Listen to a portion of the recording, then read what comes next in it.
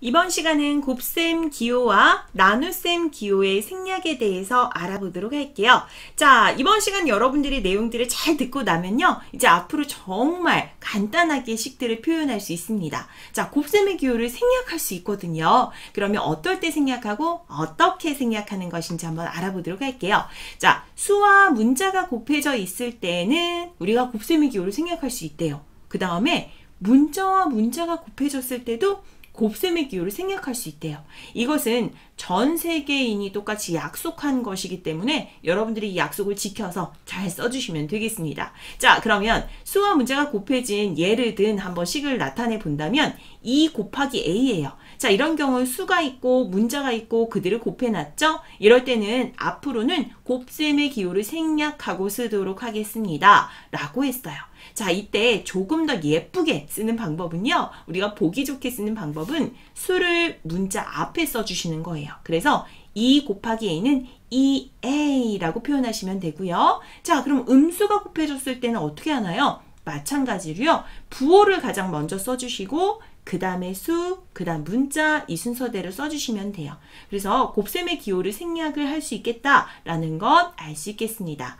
자, 그럼 1이 곱해질 때는 어떻게 할까요? 1 곱하기 문자 또는 마이너스 1 곱하기 문자일 때는 1은 생략이 가능해요. 하지만 이 부호는 생략하실 수 없어요. 그래서 1 곱하기 a는 그냥 a라고 쓰시면 되고요. 마이너스 1 곱하기 b는 마이너스 b 이렇게 써주시면 돼요. 아시겠죠? 그래서 1은 곱셈의 기호에서 이제 생략이 가능하다라는 것 알 수 있습니다. 자, 그럼 문자 곱하기 문자에선 요거 기억하시면 돼요. 예쁘게 알파벳 순으로 써진다라는 거죠. 그래서 b 곱하기 a 곱하기 c는 a, b, c 이렇게 써주시면 돼요. 그 다음 같은 문자의 곱에서는 우리 앞에서 배운 것처럼 거듭제곱의 표현으로 나타내 주시는 게 가장 간단한 표현이 되겠습니다. 그 다음 괄호가 있는 식 곱하기 수 또는 수 곱하기 괄호가 있는 식이라고 했을 때도 우리가 곱셈의 기호를 생략할 수 있습니다. 그래서 이렇게 2를 앞에다 두고 괄호를 써주시고 x 플러스 y라고 표현해 주시면 돼요.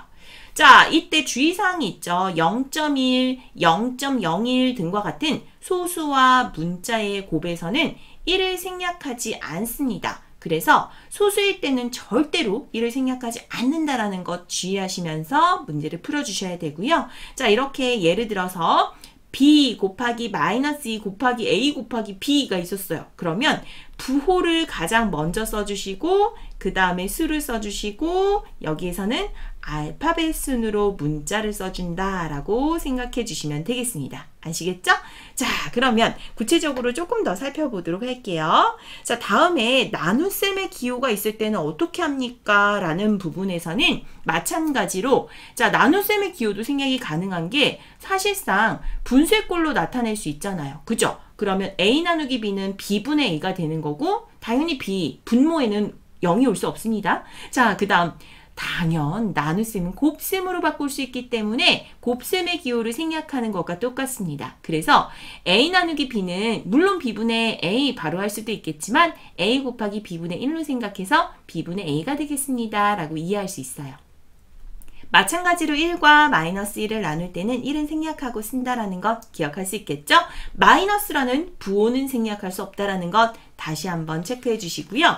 자, 이렇게 써있는 a 나누기 3분의 2b 이렇게 써있는 이 b라는 것은 어디에 곱해지는 걸까요? 그렇죠. 여기는 얘는 2b라고 생각하시면 돼요. 그래서 곱셈으로 바꿀 때 2b분의 3이 됩니다. 라고 체크해 주셔야 돼요. 그래서 다음과 같이 2b분의 3a가 됩니다. 라고 고쳐야 옳은 곱셈의 판단이 되겠습니다. 자, 분쇄꼴로 나타낼 수 있고 역수의 곱셈으로도 표현할 수 있고 결국 나눗셈의 기호도 생략 가능하며 간단하게 나타내는 방법들을 체크해 보았습니다.